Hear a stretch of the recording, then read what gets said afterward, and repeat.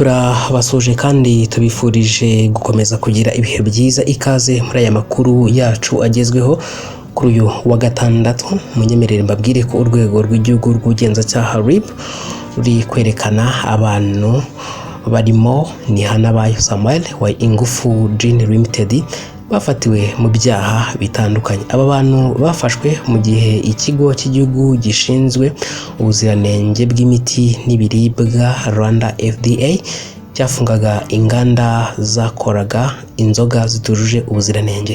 Mu gihugu hose hamaze gufatwa abantu 80 barimo 16 bafatiwe mu mujyi wa Kigali.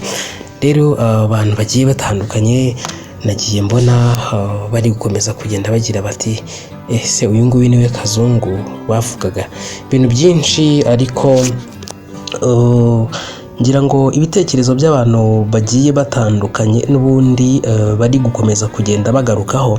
Bari gushimira urwego rw'igihugu rw'ubugenzacyaha RIB ku bufatanye ndetse na polisi y'u Rwanda kubera ukuntu n'ubundi bashyize umwete mu gushakisha aba bantu batunganyaga izi nzoga zitwa ko ari ibyuma.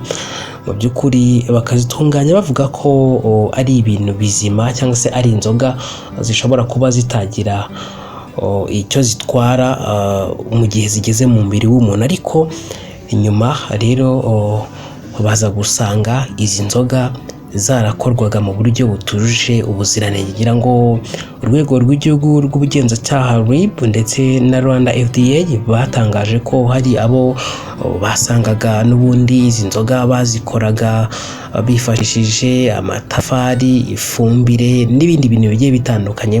Yewe dore ko nyine ari nayo mpamvu n'ubundi izi nzego cyangwa se leta y'u Rwanda yahisemo guhagarika izi nzoga zari ziri gukomeza kugenda n'ubundi zitwara ubuzima bw'abaturarwanda.